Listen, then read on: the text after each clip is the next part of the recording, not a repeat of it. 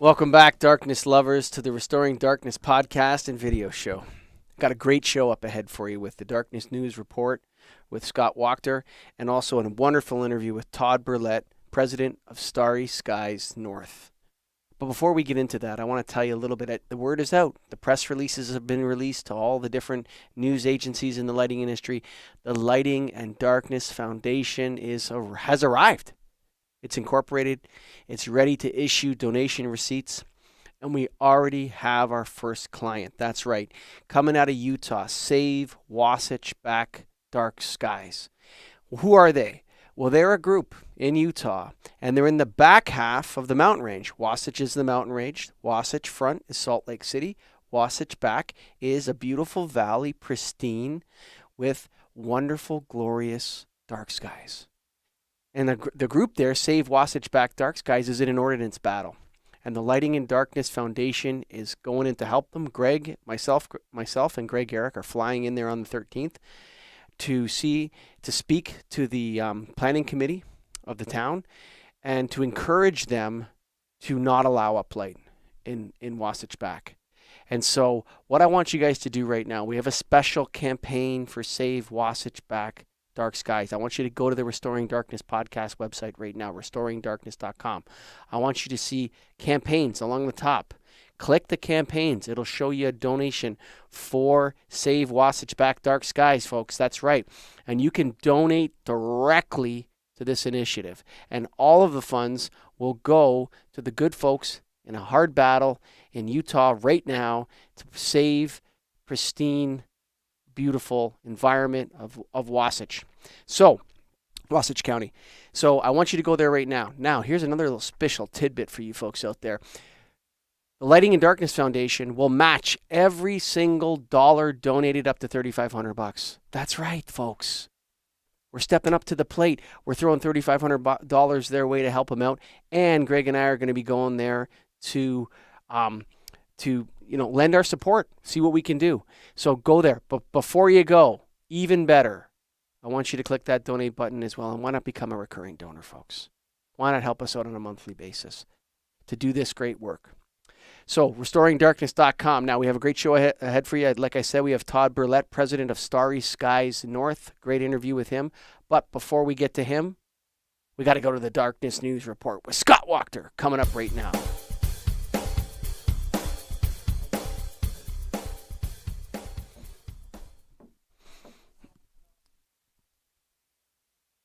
I can't sit for the report. Oh, I thought I was sitting for the report. See, don't worry about it, folks. My producer just told me I'm new to this. Don't worry. We're rocking and rolling. I'm just supposed to move over this way, so I'm in the middle. There we go. I'm back. Now, we're new, folks, so take it easy on us. Scott, what's in the news right now in the Darkness News? Well, you might have heard of this, but the board of NAILD, the National Association of Innovative Lighting Distributors, they've launched a new nonprofit foundation for the research, advocacy, and expansion of better lighting and darkness. That they're called the Lighting and Darkness Foundation, and I think they're taking donations right now. I think they are. That's right, folks. You got to go just go to restoringdarkness.com right now. Click the donate button. You can donate, become a recurring donor. You can give us a big donation or a small donation. Everything helps. And also, you can contribute directly, Scott. They can contribute directly to Save Wasatch Back Dark Skies, and we're going to match every dollar up to $3,500. You bet, baby. Let's go. That's the biggest news. The report is over. That's the big one. That's the big one. But that's the big one. Next one off the dome is that the U.S. Customs and Border Patrol will be evaluating their use of lights under the National Environmental Policy Act, which they had not had to do under the previous administration. So this is light pollution that would be projecting along the southern border of the United States, or is it the Canadian border as well? Right now, they've only got lights up on the southern border. If they were to, say, park a bunch of stadium lighting at Manitoba, or there's that one irregular crossing in New York, they would have to go through the same procedure. So basically, they've lit up certain areas of the border that are prone to migrants crossing, like prison yards. And they're saying that, hey, maybe we don't need this much light, or maybe we can shield it, maybe we can direct it, maybe we can push it down and not have such a enormous sky glow creation in this, which is probably an area that has a lot of wildlife, which has a lot of, these are probably remote areas. And so, good for them for taking that step. All right, next up we have Groveland, Florida. This is a town 30 miles west of Orlando, is the first dark sky recognized town in Florida. This is right next to some state wetlands, so they're looking to be a buffer between the Orlando lighting and what the wetlands actually needs. So it's like a transition zone where you're going from heavy light pollution into an area where night is preserved, and they're transitioning. Fantastic. Love it, Scott. All right, so we've got a survey. This was published by Cornell, but what they've done is they took about 3,500 Americans. They asked them if they wanted regulation on lighting coming out of greenhouses at night, and 26% of respondents said, "Yeah, we don't need to regulate that." And then the survey takers showed them a picture of what these greenhouses look like at night, and that number went up to about 37%. So 37% after seeing a picture of a greenhouse felt like it should be regulated? Only 30? That's a little bit depressing, actually. I think it should be 100%. Yeah. And if you've ever taken a trip down... 12% jump on one picture is a lot, though. But I don't think a lot of people realize that you can see these greenhouses from... They look like UFOs are landing or something in a field in southern Ontario. If you go down to Leamington, I'm sure they're all over the United States as well. We need to shield these things. It's absolutely disgusting. It sounds like a horrible word, but it's grotesque the way these greenhouses look. And we need food, Scott. We need to eat. I want greenhouses. I want them to thrive. I love greenhouses. I got nothing against greenhouses, but we need to shield the light at night. It's disgusting. So I think that if people took a little trip to Leamington, or were even across, what's that lake that connects Lake Erie and Lake Huron, the one in between near Detroit and Windsor and all that, you can see these greenhouses from the other side of the lake, glowing purple and green in the sky. It's absolutely disgusting. So, folks, we need to get that number up to 100%. Scott Wachter, work on it, please. All right. So the state of Connecticut is about to enact, or out of session for the summer, but the state of Connecticut is about to enact a law where all non-essential lights owned or managed by the state are just off at 11 p.m. Just off. All year. Now, this is not roadway lighting, obviously. We're talking about lights on buildings? Yeah, this is parks, this is parking lots, this is any state-owned building. So, courthouses, governor's mansion. So I think it's time for lighting controls people to get to Connecticut and start offering the government of Connecticut solutions to this, because that's going to be, well, maybe they already have the infrastructure. They might have the timers in place. Maybe they just have to set the timers. I think that's good news for our movement. The other thing this bill does is that it's going to direct the Connecticut Code and Standards Committee to consider doing this across the state building code. So this would become law for larger buildings that are privately held. You know what's interesting about, the preserving night argument, like what we were talking about with our work at Save Wasatch Back Dark Skies and helping out the good folks there. The idea of preserving night is so obvious. And that's actually the easy part of this, to say to people, like, why? Why are we doing this? We know it's wrong, right? It's the darkness restoration piece that I think is a little bit harder, Scott. And that's where, regulators are going to say, how are we going to balance that safety thing? And that's where we need that research. That's where we need that evidence. That's where we need that instruction and the training to teach people to do this correctly, because people are not going to want to turn off their lights. I can guarantee you. Yeah, for sure. We're going to go overseas. Austria, the federal government, has passed a bill that will amend all of the small town constitutions, all these, the Strasbourg Act and all these other things, and allow municipal lighting bylaws that will be able to set their own particular needs vis-a-vis light pollution, nuisance lighting, whatever it is, except near trains. Well, again, when we're restoring darkness, it's a lot more delicate. Again, a good example, like, hey, let's stay away from the train tracks for a bit till we get the parking lot figured out. That's a little bit easier. But, the movement is growing. So way to go, Austria. Keep going. Chile will be Hmm. establishing 150 square mile night sky zones around observatories. Chile is home to 40% of all observatories. Wow. Okay. I didn't know that. And so these are going to be like those buffer zones we were talking about with the Florida article that you brought up, where they're going to have an area around these observatories. And you said, how big did you say they were going to be? 150 square miles. That's a lot of space. That that is, that, that is a lot. That is a lot. And again, we're Yeah. talking about these desert regions of Chile that are already largely empty. We're putting observatories in Chile because they're only cloudy 60 days a year. Mm. Wow. That sounds like the movement's growing, Scott. Keep going. What else you Yeah. got for me? So low estrogen levels in mice make circadian disruption worse. Okay. This is all we've found out. That's all we know. And how is That's what we found out. is estrogen related to light pollution? Well, what we're seeing is this is in mice. They're kept under full blast light all day, all night, Mm. and estrogen beta is not being transmitted while under this circadian disruption, which is going to have health effects down the road. You know, This is just a preliminary study. I'm partly like to this when we discovered through our work, Scott, on the Get a Grip on Lighting podcast and then to the Restoring Darkness podcast, the idea that humans are not a nocturnal species, right? And I'm not sure if mice are a nocturnal species but my instinct is that they are. But a nocturnal species needs to operate in the dark. And not having darkness when it's supposed to be dark causes them to have health issues. Maybe it's time for humans, except for, first responders, to consider returning everything to nocturnal work. No more 24-hour Walmarts. I mean, that would be interesting, Scott. No gas stations 24 hours unless they're on a highway. Stuff like that. It would be super interesting to see that. Massively reduce the number of night shift workers. Unnecessary night shifts. Walmart, 24-hour Walmart. Do we need it? I mean, really?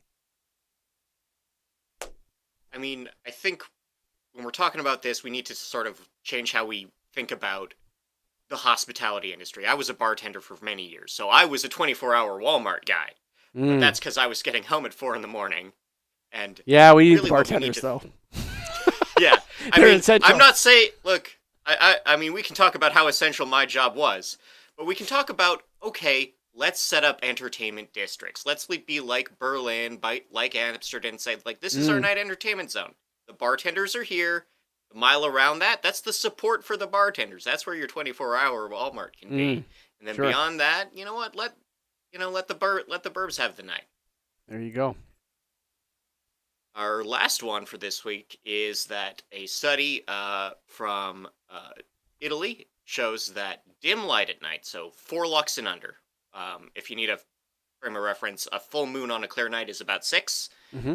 So 4 lux and under at the seafloor is causing Neptune grass to grow 35% slower than sea grass that is not experiencing that light at night. And so you're talking about the bottom of the ocean. The bottom of the Mediterranean. And this light is coming from, this is anthropogenic light pollution going into the Mediterranean Sea? This is coastal lighting, yeah. So we're talking about near the coast versus further out. Wow, that goes back to some of the work that we talked about around ponds and around lakes where they had we were installing 5,000 Kelvin LED lighting, and the fish were swimming out further into the lake and being devoured more by bigger carnivorous fish and causing all kinds of ecosystem problems. And even in the ocean, we see in a gigantic body of water, we're seeing the impacts. Wow, that's incredible, Scott. Well, the other thing I got to point out is that Neptune grass, by volume, is 15 times more effective at sinking carbon than Brazilian rainforest. Well, listen, Greta Thunberg, we're coming for you because I can't speak enough about how this movement and all the people working in it we have a solution for these problems. We know what it is. We have the technology to fix it. And any other environmental problem that involves carbon emissions, energy consumptions, reductions, anything like this is the place to work right now. If you're an environmentalist, darkness restoration and night preservation is the place to start your work. It's the other problems are difficult to solve. And so if we have a movement here that is offering you massive energy savings, massive carbon emission reductions, improving ecosystems and wildlife and for biologically sensitive areas, we need the environmentalists to include darkness restoration into the environmentalist movement. And I think it should be prioritized ahead of climate change, not because any argument about climate change. I'm talking about this will contribute. It's the most effective thing we can do right now. So environmentalists, we need you. We need you. Scott Wachter, great reporting, man. Love you, buddy. All right, well, thank you. All right, that's been the Darkness News Update. I know I said the report earlier. Hey, I'm new at this. We get it. I sat down when I should have been standing up. Folks, we're working our butts off here. I want you to consider before I go to the restoringdarkness.com website. Click the donate link if you want to become a recurring donor to the Lighting in Darkness Foundation. That's right, a recurring donor. That means every month you give us $10, $5, $30. Why not $100? I don't know how rich you are, what kind of resources you have, but we're doing great work here, folks. Or, alternatively, you can go to the campaigns, click the campaigns button, and you can help out the good folks in Utah. Save Wasatch Back Dark Skies. Every dollar donated to that campaign will go 100% to save Wasatch Back Dark Skies. And the Lighting in Darkness Foundation, we are going to put up $3,500 in a dollar match campaign. That's right. We're going to match it dollar for dollar up to $3,500. So go to restoringdarkness.com right now. Right now. That's right. Now, go to restoringdarkness.com when it's convenient and become a recurring donor or help out the folks that save Wasatch Back Dark Skies. For right now, I'm going to get to my interview with Todd Burlet, president of Starry Skies North. Evluma, illuminating the pursuit of dark skies. Welcome back, darkness lovers. On today's show, I'm honored to be joined by Todd Burlet, a delegate for Dark Sky International, which has been the world's leading authority on light pollution since 1988. The president and board member of Starry Skies North, the Minnesota and Mid-Continent chapter of Dark Sky International. Starry Skies North is an all-volunteer 501c3 nonprofit corporation engaged in educational outreach and advocacy in support of their mission to protect the sky, the earth, and all life from light pollution. Todd initiated and leads the Mid-Continent Chapter Incubator, a Starry Skies North initiative to support dark sky advocates in the Mid-Continent region, which includes 6 states and 2 Canadian provinces. By providing them tools, training, online resources, and a support community to assist them in their outreach efforts and to help launch new dark sky chapters. Todd is a member of the American Astronomical Society and the Union of Concerned Scientists, the American Association for the Advancement of Science, and the Society for Light and Lighting. Todd is a retired staff engineer and engineering manager and holds a BA in physics. During his 37-year career in the aerospace industry, Todd developed flight control, navigation, and radar systems for commercial, military, and space markets, and developed 7 patents. He's a pretty cool guy. Todd is a lifelong amateur astronomer and photographer, and when he's not advocating for darkness and dark skies, he enjoys landscape and nightscape photography, wilderness canoeing, scuba diving, globetrotting in pursuit of solar eclipses. Welcome to the show, Todd. It's so great to have you. Thanks, guys. Glad to be here. This is going to be a lot of fun. Sure. So you talked about there that you're helping. A lot of this movement is volunteer-based. So we have a lot of people that are passionate about it, and they're volunteers. Tell me about how you support them. Right. So when we started the Minneapolis chapter, so Starry Skies North launched 8 or 9 years ago up in the city of Duluth, which is just at the tip of Lake Superior. And then about 2 years ago, we launched our second chapter office, which was down here in Minneapolis, Minnesota, which is where I live. And as we were standing up the organization, I looked around at the surrounding states and provinces, and I said, well, who else is out there? Who are our brethren? Who can we look to for how to bootstrap ourselves, get some resources, get some ideas of how to operate, things to do, things not to do. And it was kind of empty. There was a chapter down in South Dakota, which was great. North Dakota had nothing. Iowa, Wisconsin, Michigan, and then Manitoba and Ontario, same thing. And I thought, that can't be right. Mm. People all over the nation and all over the world care about the night sky, Mm. but with kind of being a northern tier state, we're very focused on tourism and the outdoors. Not that other parts of the country aren't, but we get these beautiful auroras up here being a Mm. little bit more northerly. And I thought, there are so many people that are interested in the night sky. Why aren't there more chapters here? And what I really came away with was, my thought was, it's just because we tend to be lower population states. You think about the Mm. Dakotas, certainly northern Minnesota, there's not a lot of people in the northern two-thirds of the state.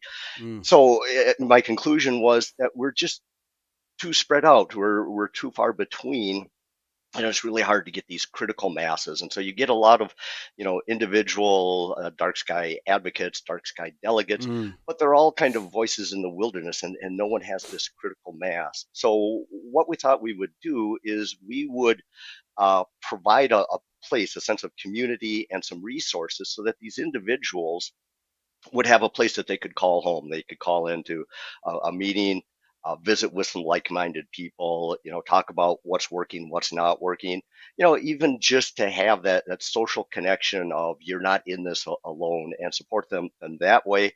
And then also directly, as I mentioned, with these resources, and then also provide a platform for them within our website and within our social media channels.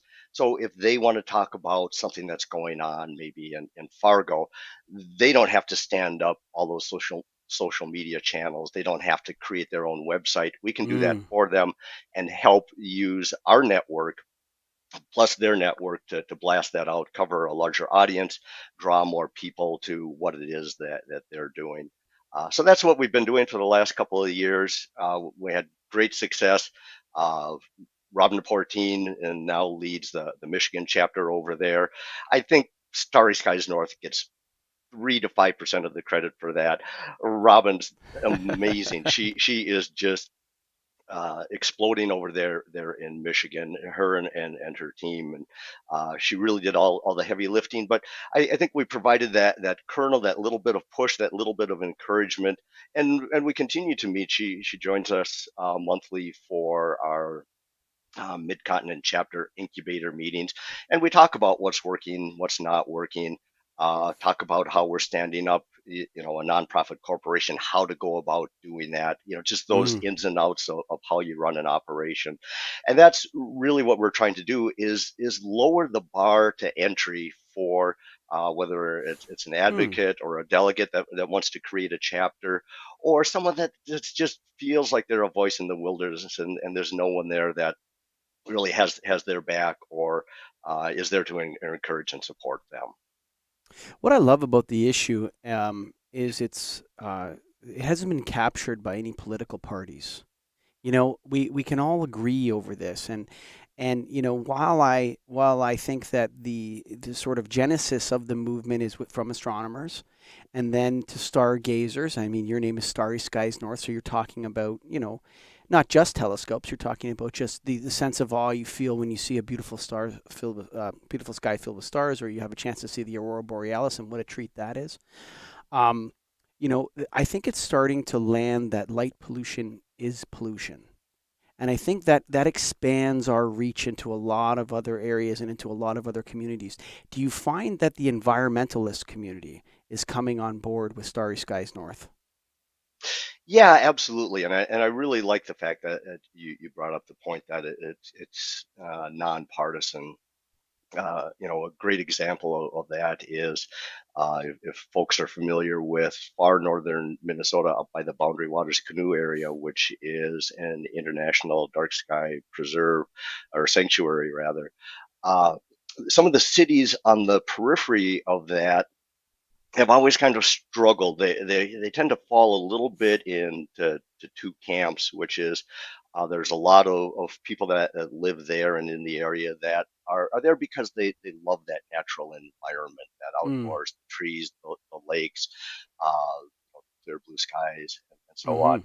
Uh, But then, of course, the reality is, these people need jobs. They need steady incomes. And so Mm, it tends to be a very tourism-driven economy in the northern part of the state. mm, And so the folks that would like to see a more diverse economic system look to some of the natural resources up there, and there are some great natural resources. We've got copper and nickel in ground there, and so there are those that would like to see a more diverse economy and are supporting of mining. So there's a little bit of I don't want to say strife. It's sometimes risen to that level, but there's a little bit of a tension between those that prioritize on the environment side and those that prioritize a little bit more on economic stability and growth side.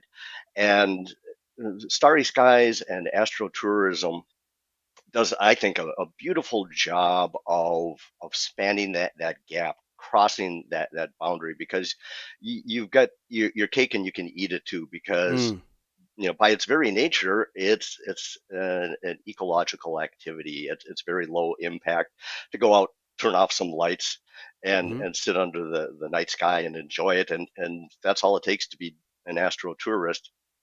But it's also, and this is really important for us in the northern tier, and certainly up in Canada, you're very familiar with this. In a tourism-driven economy, spring and fall are kind of lean times. You've got mm, in the summer, of course, you've got all of the families that are up there and they're enjoying the camping and the fishing and all that the Northwoods have to mm, offer. And in the winter, you've got the skiers, you've got the snowmobilers, you've got the sled doggers.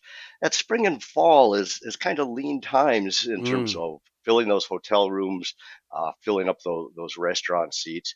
And that just by coincidence happens to be the mm, best time of year to be doing astrotourism because the temperatures are mild, the skies get dark at an early, decent hour so you can get the kids out there, mm, let them see, the night sky, see the Milky Way, and you don't have to keep them up until midnight to do it. And of course, the, mhm, the bugs are gone.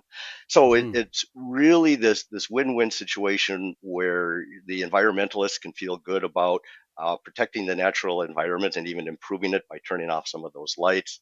The folks that are worried about local economies can feel good because now we've leveled out that up and down cycle of feast and famine between the prime seasons and the shoulder seasons. So I think it very, very much is a non-political situation.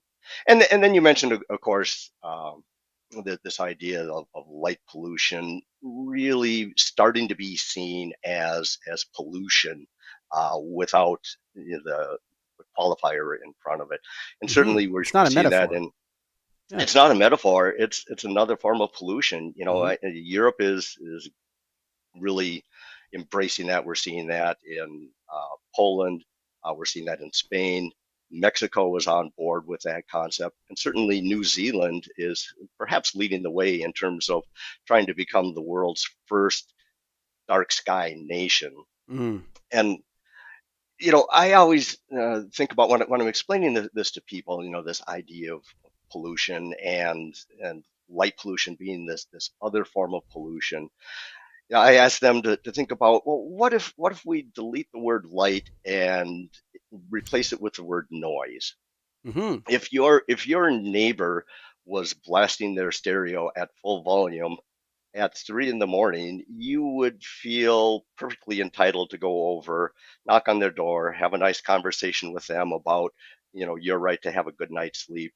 And, if they wouldn't, then there's probably some noise ordinance in your community that you could fall back on to, force them into compliance so that you mm, can enjoy your outdoor environment just as much as they can.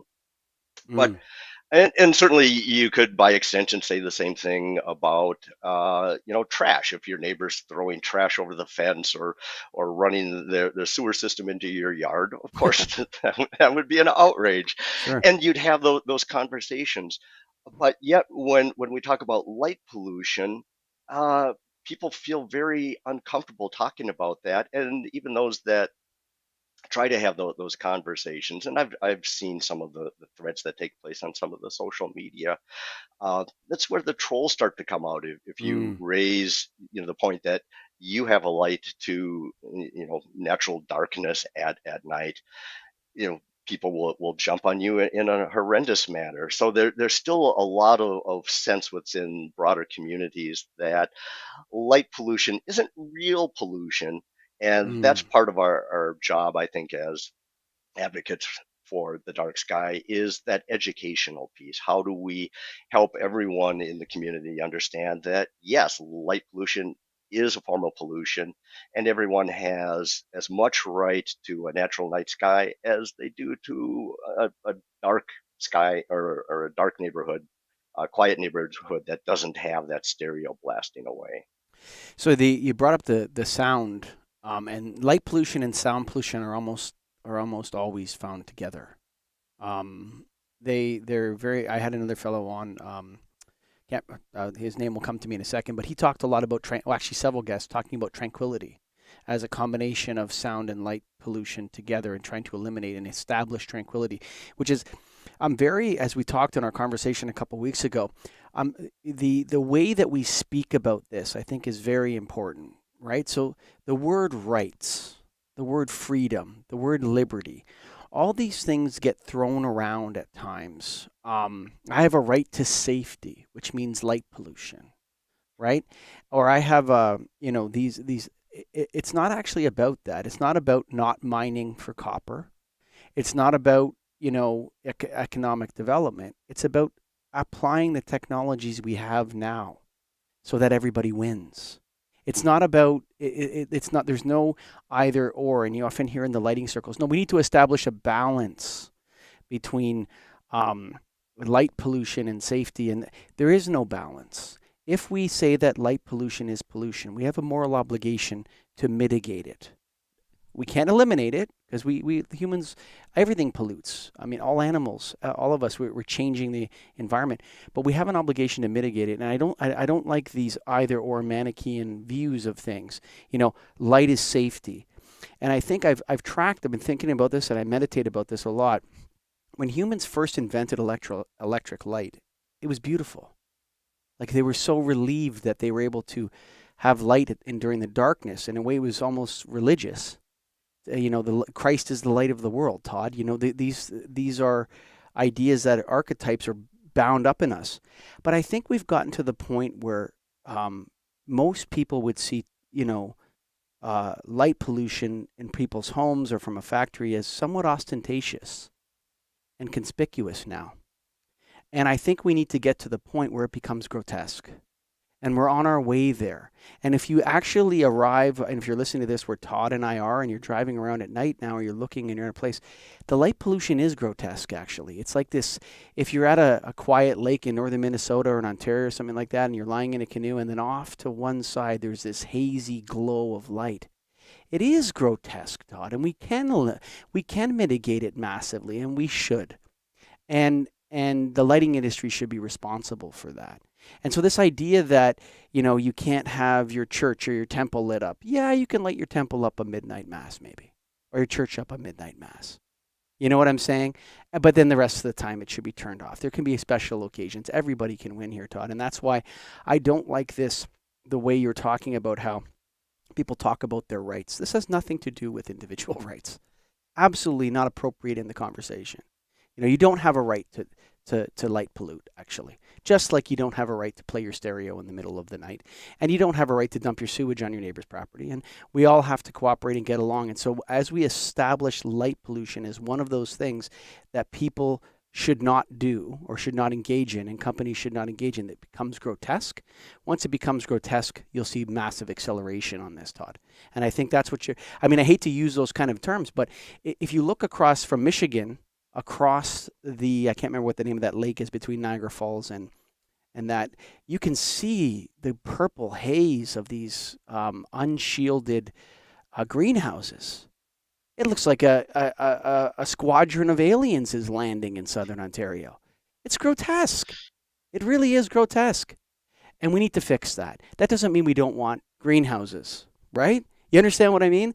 Like this is this Absolutely. either or situation that does not belong in this. It's not a left wing or right wing issue. It's not a conservative or liberal issue. It's not a Democrat or Republican issue. It's grotesque for everyone of all backgrounds, for all of us. So we need to eliminate it. Light pollution, and you're aware of this. Other dark sky advocates are aware of this. Certainly, I am. Once you become attuned to light pollution and recognizing it, you realize that it's pervasive. It's Mm-hmm. everywhere. Mm-hmm. As you drive around, I do this. I'm sure you do this. I'm looking at, oh, that light's unshielded. That one's too blue. That one. Why does it even exist? Why is it even there? What purpose is it serving? And so that's where I often start with, public outreach is just raising their awareness of, hey, that light, that neighbor's light that shines into your eye that we call glare, that doesn't have to be there. No. I you know I think often about, we call them carriage lights, that a lot of people have them Sure. on the front of their garage. Sure. Guilty as charged. I had carriage lights in my house for many years. This was years ago now, because they look old timey, and they kind of evoked kind of a kinder genteel It's time. an They look aesthetic. It's an aesthetic yeah, people they like. looked elegant.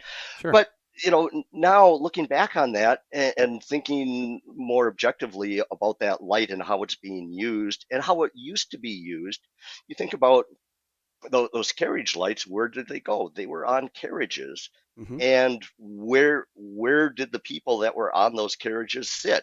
They were sitting above those lights, and of course those lights had a shield on them so that light wasn't shining into their Mm-hmm. eyes. So if you're sitting up above these lights with the light shining out, and that's the only light around, that's a good way to light the environment, these lights that are shining straight out.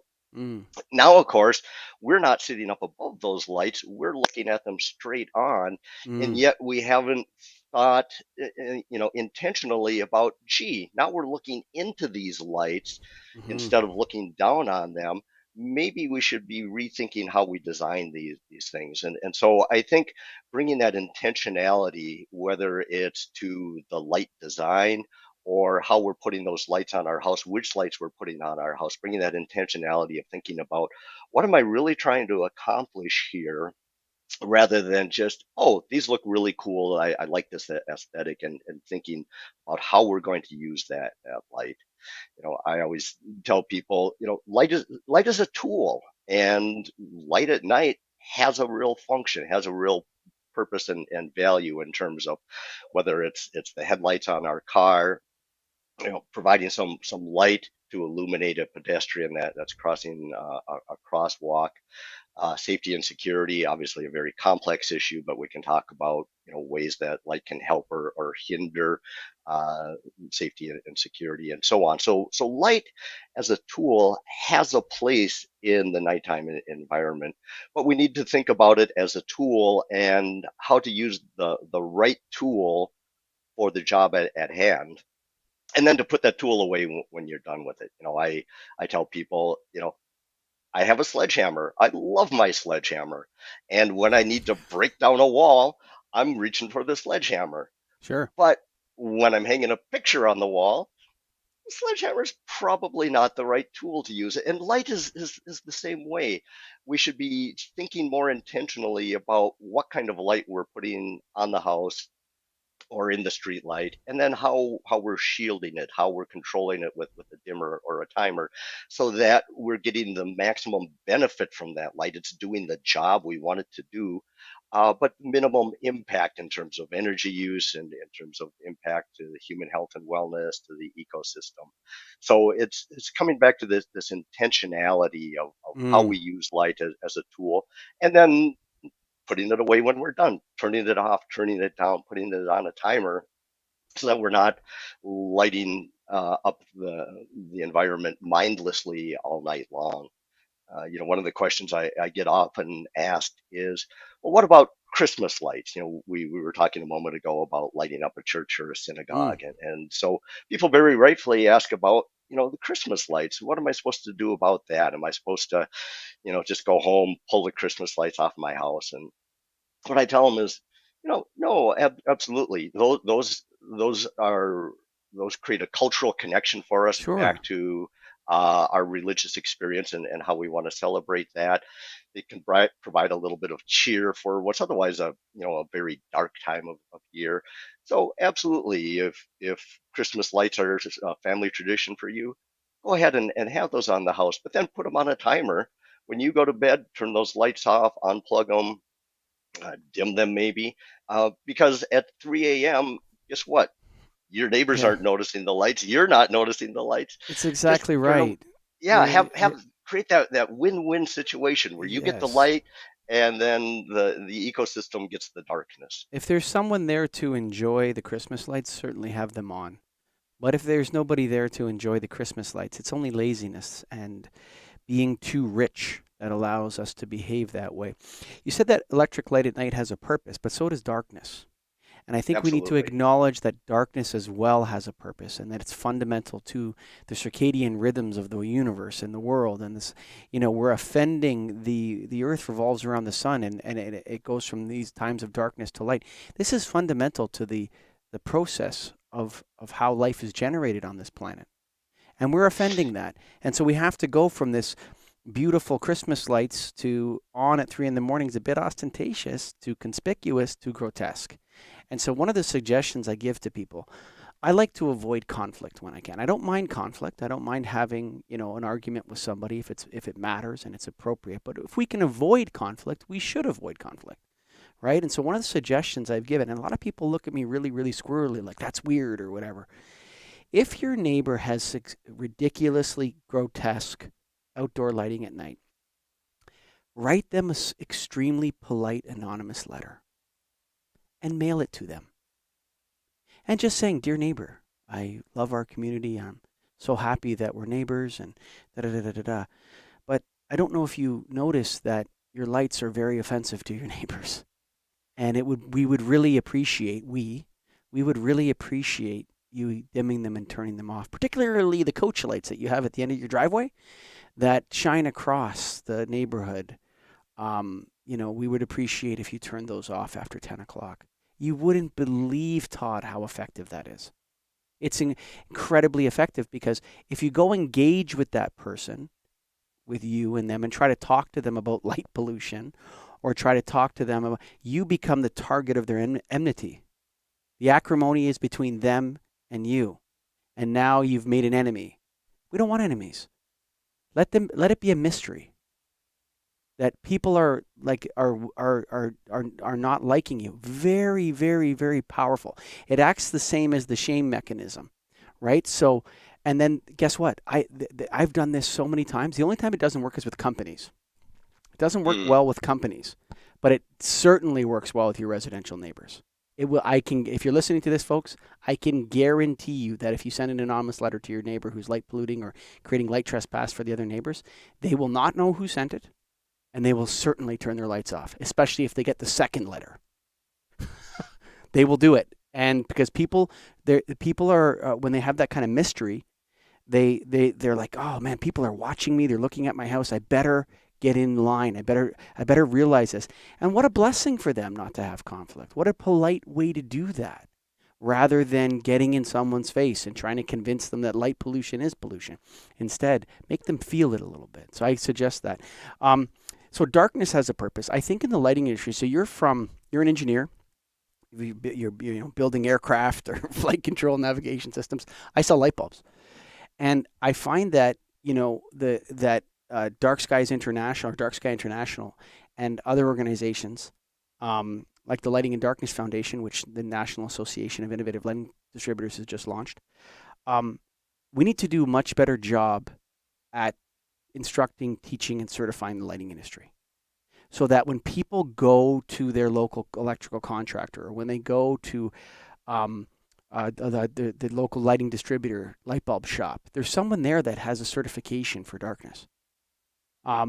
This is, I think, absolutely fundamental. You walk into, and not only that though, but if there's a spat down at the local town council, you can bring in someone that has a certification and say, yeah, this guy's a lighting professional. And actually, he says that you can accomplish the same light levels by reducing the light pollution by 85%. And actually, there's a control system that goes with it as well that the city can deploy that, now we can warm and dim our lights when on our unused streets at 3 a.m. And so I think we need to do a better job there, Todd. Has it come up on any of your committees or with Starry Skies North, working with the lighting industry? We haven't. It's working with the lighting industry is on our list of aspirations. It's part of our strategic goals is to reach those people that are excuse me, that are just the decision makers, or at least that are influencing those decisions. So whether that's, a city staff or someone on public works, the city engineer, or the lighting designers, the architects, those are people that we love to talk with, because having one conversation with one person and getting them to understand that their decisions, their recommendations to their customers matter and can make a real difference is really fundamental to how we drive change. A great example is there's a facility up in Duluth that is just changing out some of its parking lot lights. And I got a call from a concerned neighbor up there that said, these are really bad. And can you do something? So I went up there, and I always like to start from a position of knowledge. I want to know what the situation is. So I went up and I was able to, zoom in on these light fixtures, and I looked at them, and these lights are in the perimeter of a parking lot, but the light pattern that was selected was what was called a type V or a type 5. So it's a circular pattern with as much light going behind the light as there is light coming forward.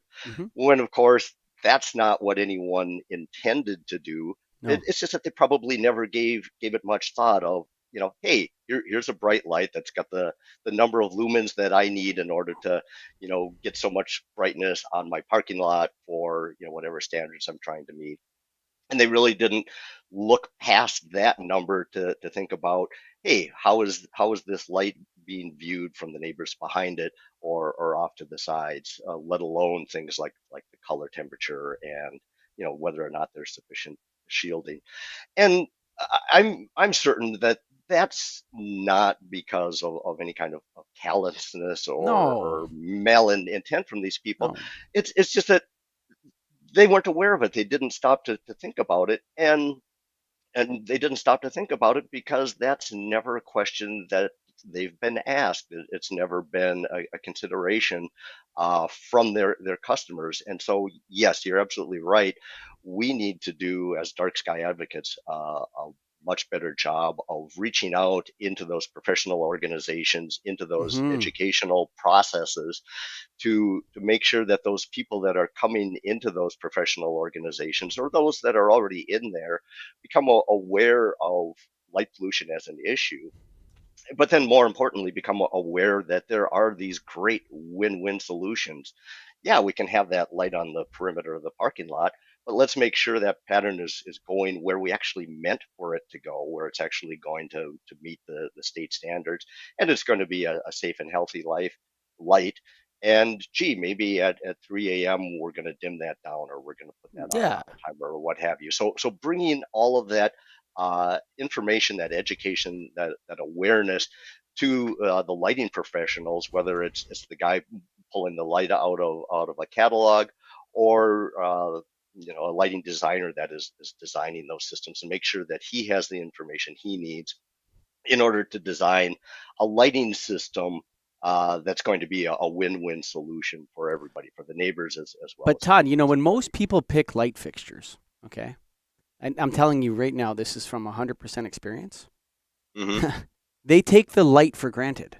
They pick the style, how the fixture looks, right? Not the light that comes out of it. Okay, so when people are picking light fixtures, whether that's a wall pack on the back of a factory, they want to see something they know that's a wall pack. Right, great. No, here's a beautiful cutoff one. No, no, no, no, no, no. It's got to be the same as it was before. I like these beautiful fixtures like this, and it has this round thing on it. It's dark sky certified. If it's put at 3,000 Kelvin, you see, I see these every day on websites. Okay, Yep. nobody can very rarely. Now, the bigger the job, the more likely it is to be specified. The more likely it is to have a lighting designer. But I'm going to tell you that not all lighting designers are darkness restoration and night preservation activists advocates. Okay. So their intent is to create light pollution. Okay. So most people are picking light fixtures based on how the light fixture looks, not the light that comes out of it. Okay. That's how the selection process is made. The second problem is that what you're trying to address and what you're saying is that you're allowed to light your parking lot up. Nobody's saying don't light your parking lot up. Okay. What you're saying is we have technology that everyone can win here. You can check all these boxes. Now, we're not going to completely ever eliminate light pollution, but we can reduce it substantially reduce it.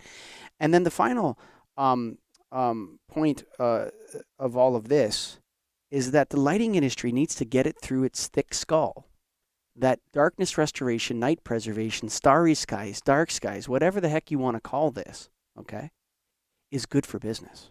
It means more light fixtures. It means all the existing outdoor lighting in North America, probably Europe too, is back in play again. You can convince people to change those things if we learn these principles and we get this through our heads. We have the technology. There's no research and development required. This is about deployment of existing technology. And sure, we're going to get better and better and better and better at it. Yes, but there's no excuse not to do this because it sells more light fixtures and the fixtures are going to cost more. And so you're going to make more money and you're going to deliver more energy savings to your clients and you're not going to offend anybody. And if the lighting industry would just get this through their heads that becoming the lighting and darkness industry, not just the lighting industry, preserving darkness, restoring darkness is such a wonderful, amazing financial opportunity for this industry. We need to embrace it, Todd. We need to, as an industry, embrace it. Yeah, I'm all about win-win solutions. Yes. And we've got in Minneapolis, the city of Minneapolis, as in any city, there are more affluent neighborhoods with tend to have lower Sure. crime, and there are neighborhoods with higher BIPOC communities, people lower on the social economic index, that are struggling to get by a little bit, and those areas tend to have higher crime rates, and so there was an initiative that was announced a couple of years ago by someone that was running for office called Get Lit Minneapolis. And the platform was really well intentioned. The idea Mm-hmm. was the individual was concerned about all of the crime Mm-hmm. in their ward, and the idea was if we had enough light, we're going to drive down crime, and that's going to be better for my constituents, the people that live here, that call this home, that people that work here. And so uh, I've engaged with them to talk about the difference between more light and better light. And so we've actually started an initiative for educational outreach that we call Better Light Minneapolis. And the idea isn't that no, we want all of you in your ward to go home and sit in the dark and live in fear and shut your doors. The idea is no, we want to provide you the light that is going to help you feel safe at home. And we can have whole hours worth of conversations about the difference between feeling safe and being safe and what lighting Sure. can and can't do for you. But we're not going to go there. But this idea We of might. we can, yeah, we might. But this idea that the the turnkey, the go-to solution for the people that want to put these lights in. And again, not because they're evil people, but they're No. just unaware. Is we're going to put in a bunch of 5,000 Kelvin lights on high poles, and we're going to light up this whole area, and there's going to be no darkness on the main thoroughfares. and you can sit down and you can say, all right, well, let's talk about the light that you actually want. What are you trying to achieve, and what is a lighting solution that provides a win-win solution Yeah, but you're for talking you? with when you're talking to people like that, Todd. I'm going to interrupt you a little bit here because I encounter this Yeah, every day in my practice. Right? sure. You're starting off. They're starting off with an axiomatic presupposition that more light equals more safety. Yes. Right? That's their and that's a straw man argument. Okay, so they refuse to accept that their argument requires proof. Your disagreement with them requires the research studies and everything else. And so when you have and these people are well intentioned, but when people talk about lighting, lighting is a understudied mystery to us. Most people don't even know what light is. Darkness is light, is a type of light, okay? And so we have a lot of learning as a species to become more intelligent about lighting. And so the idea, though, that the straw man always wins, that's the problem. The straw man wins in court. The straw man wins in the insurance disputes. The straw man always wins. If there's an accident in a tunnel and it was caused by glare because somebody left a really highly lit tunnel and exited onto a darker area and their eyes didn't adjust fast enough and there was an accident, it's because there's not enough light. The answer is always more light pollution when it comes to these areas. And so we need to do a better job as a species to become more intelligent. We need to become more intelligent. That's at the heart of this. And then we can't allow straw men to push us around. Straw man arguments like that. I would say my response to her would be like, so if you lit your streets up like a prison yard, would people behave like prisoners? I mean, does a prison yard keep people safe? I think it keeps people in prison.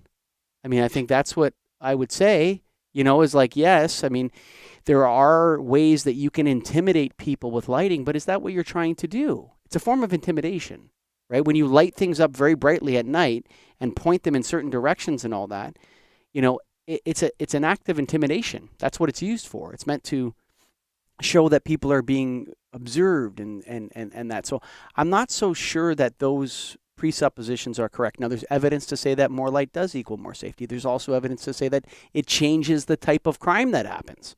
It doesn't lower crime, it just changes it. So we need to become more intelligent. We need to do experiments. We need to have municipalities start to study the effect of streetlights at night in depth, in serious depth, using control systems, automated shielding, dimming and tuning, and different mechanisms, and then allowing neighbors to have control over their streetlights. That's another avenue to get away from the safety. Well, we're actually going to dim them by 90%, Todd. But if you really want to turn them on, you can download the app and you can turn them on for 15 minutes, but then they're going to go back down after 15 minutes. So you'll have to return them on again. Right? Right. And I Yeah. just fascinated on what would happen with that if somebody studied that.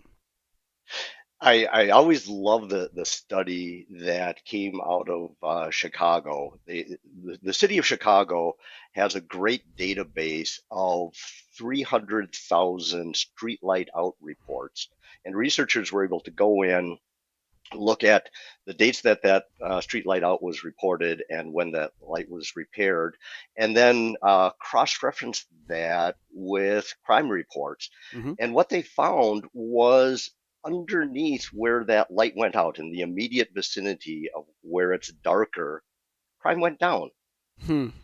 Crime went up in the donut around there. And what the researchers hypothesize is crime went down because the criminals weren't being provided for free the light that they needed in order to commit their crime. So they, wanting things to be easy and simple, hacked up and moved to where there was still enough light for them to carry out their crime.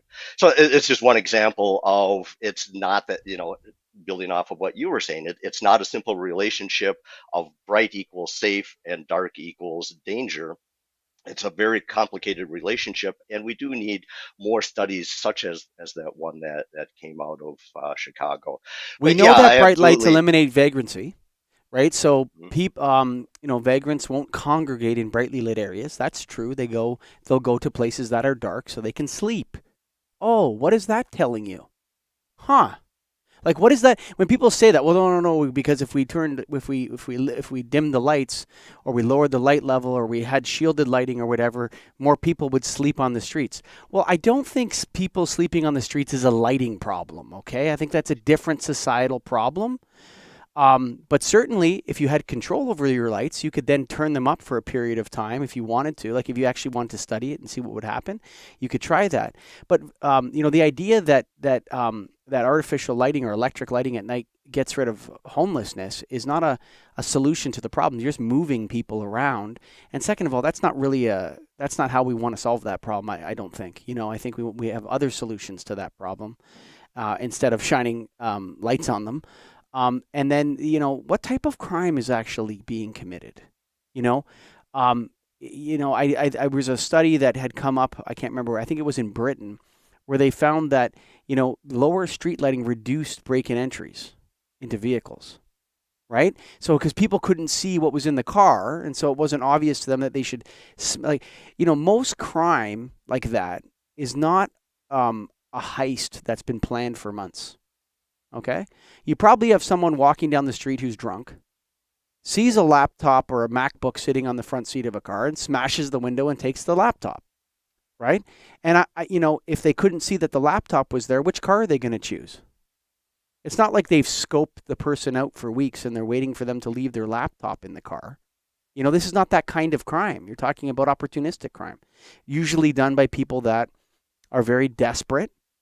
Okay? So the crime issue is not a light issue. So the association, we're going to reduce crime by lighting up our neighborhoods like prisons, prison yards. That's not a solution to crime. That's not a sociological solution to crime. You need another strategy, bud. You can light this up like crazy. You're not going to reduce the desperation of the person that's willing to smash someone's car window to grab a $200 laptop that they're not even sure they can get into. When you start to really poke at these, light equals safety types, or light reduces crime types, it's like, or light reduces homelessness. It's like, what are you trying to do here? It's like you're trying to get rid of people or something, or you're trying to intimidate them with light. I'm not comfortable with that as a solution, Todd. And I completely agree. You think of, I call it weaponizing. Other people have called it weaponizing light. And you can look at what New York City did with its omnipresence program in terms of putting these light towers and just blasting blue-white light out into the projects in an effort to reduce crime. And there's a fairly flawed study that looked at that said, yep, we actually did it. But if you dig into that study a little bit more, you discover that it was funded by the same people that wanted to prove their point. And they didn't consider the human impact, the health and wellness impact of what actually happened is that the people living in the projects were actually driven off of the streets, reducing their quality of life. They were driven into their homes where they had to go out and spend their limited financial resources to buy not one, but 2 layers of blackout curtains so that they could sleep at night. And so, this idea of we fixed the problem by adding enough light is really a false economy. And we've seen that here in Minneapolis and the neighboring city, St. Paul, where people are living on these streets where they put in these 5,000 Kelvin very bright lights on tall poles.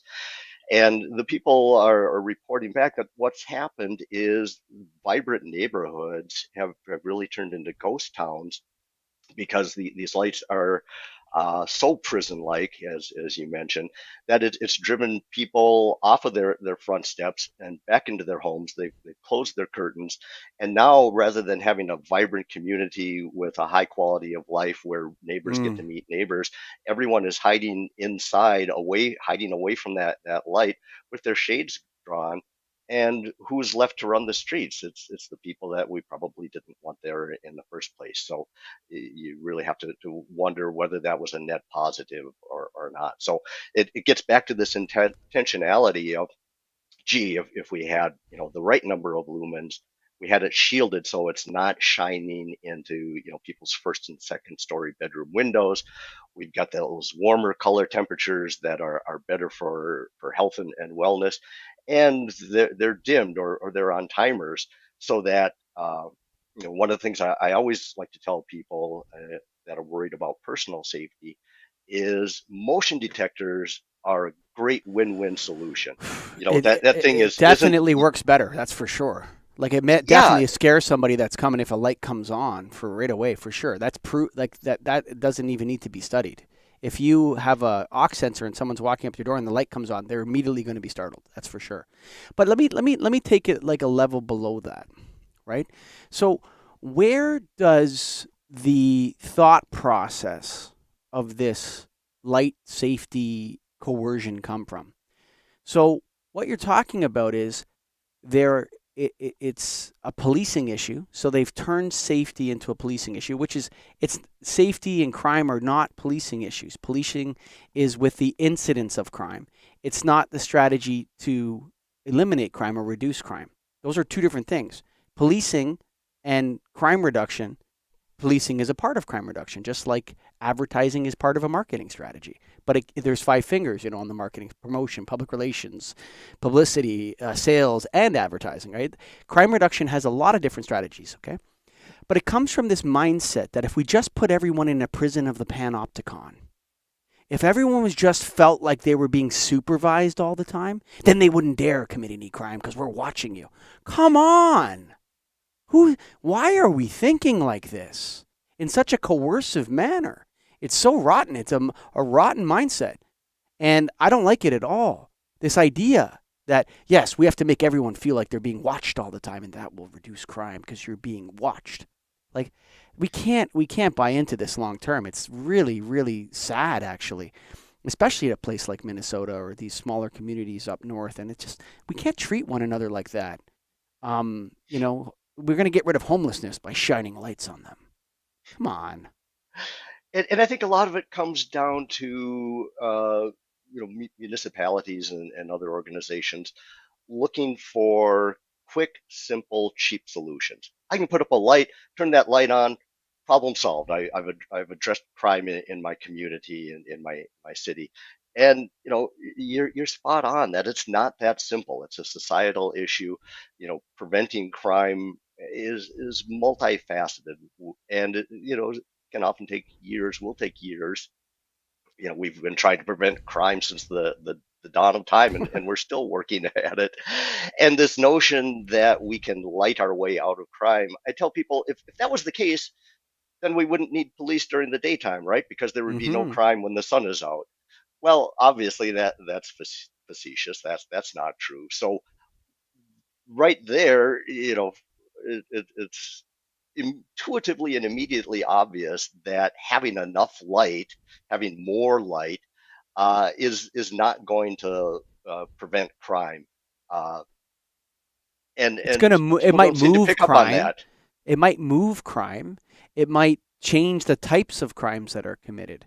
But this is not a solution to this problem. It's not even moral to consider it as a solution.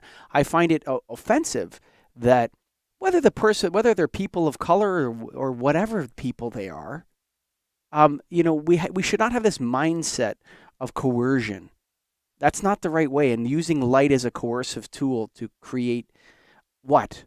What are you trying to create? A prison yard? That's what you're creating. Right? And what does that do to the people in the prison yard? Does it make them feel like prisoners? I don't know. But final point on this, and not to bring up old wounds, but we saw a lot of rioting recently in the United States at night.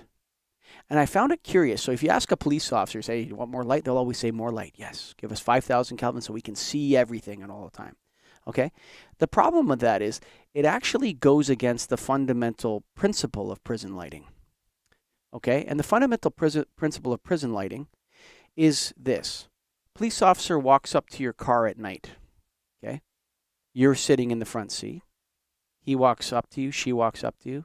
They shine a flashlight at you. What is the dynamic? I can see you, but you can't see me. Right? You're now blinded by light. Right? And so they can see Exactly. if you're armed or whatever. And so there's immediately a hierarchy created because you don't know who I am. You don't know if I'm holding a gun out. You don't know what I'm doing. So it creates, it's deer in the headlights, right? Someone's sitting in their car. They can't see the cop. The cop says, roll down your window. They're shining a light right in your eye, sniffing for alcohol, whatever it is, right? And so when you light your streets up evenly and uniformly, you lose that. Now the criminals can see where you are and and avoid you. And so I would submit, I don't know this to be a fact, but I would submit that 5,000 Kelvin uniform or 4,000 Kelvin uniform streetlights increases the type of crime like rioting. Because I would bet you dollars to donuts that if somebody had said, you know what we're going to do while these people seem to be getting a little bit rowdy, this protest seems to be infiltrated by, some people that are not peaceful, and they're stirring up the crowd, they're causing trouble, whatever. It's nighttime. I bet you if they started to warm and dim those lights, I bet you if they did this, I'd love to see this studied, although it wouldn't be a good study, but if they just started to warm and dim those lights, it would be a cue for people to go home. It would tell them the party is over, buddy. It's time to go home. Now, if you went to play, no, we need to see everybody. Maybe that doesn't work. Maybe the fact that they can see you, like when that Kyle Rittenhouse, he's standing in the middle of the street in the middle of the night, and you can see everything perfectly. You can see a young man there with a rifle in the middle of the street. Like, what the heck is going on? If nobody could see him, that incident would never have happened. I can guarantee you. That one incident with that Rittenhouse kid, where those two boys, unfortunately, I think they died. I don't care how you feel about that, but I would bet you that if there wasn't electric light illuminating that street, like as if it was daytime, you wouldn't have that kind of chaos. People wouldn't behave that way. It would change the type of crime perhaps, but you wouldn't have this chaos on the streets where everyone can see each other and they're running around and I'm going to run up behind this guy because he's not looking at me right now. All this kind of stuff. If you just started dimming those lights and warming the color, it would cue people that the party's over, Todd. National Geographic, National Geographic a couple of years ago, I think now, had a great story where they did kind of a transect. I think it was across Los Angeles or some city, and they looked at not lighting for this study. The article was about foliage, the trees and the landscaping, and how you could just see as you move down that social economic ladder, beautiful landscaping turned into the stark concrete and asphalt jungles. And the same is true about lighting. If you go to affluent neighborhoods, you'll see those warm lights, and you'll see well shielded, because the people living there have been able to, they've been in a position where they can speak out to their aldermen, their council members, or they've been able to invest in lighting, hire an architect or a lighting designer to give them that warm, well shielded light that they like.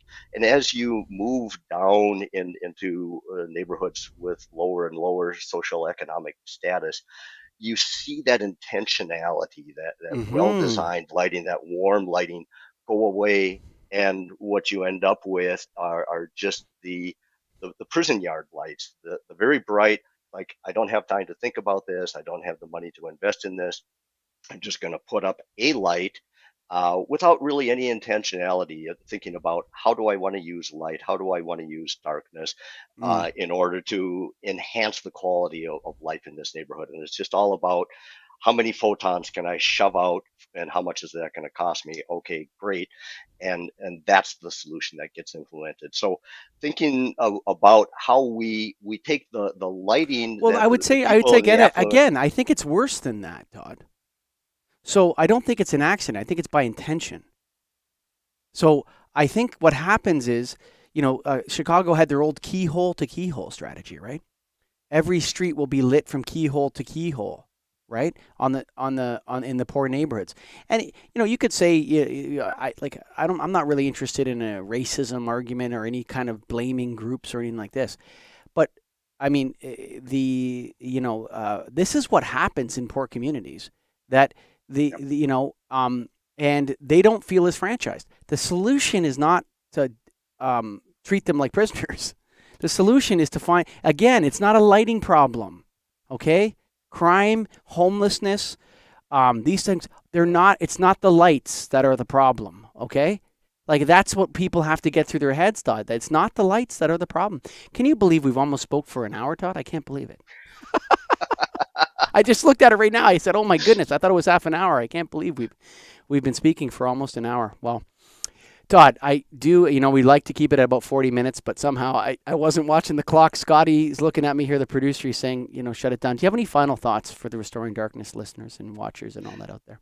No, other than, I love the fact that you're bringing these ideas about intentionality and education to the lighting industry, that we need to do a better job as advocates, as educators, to get that word out there and help them do a better job of what they do.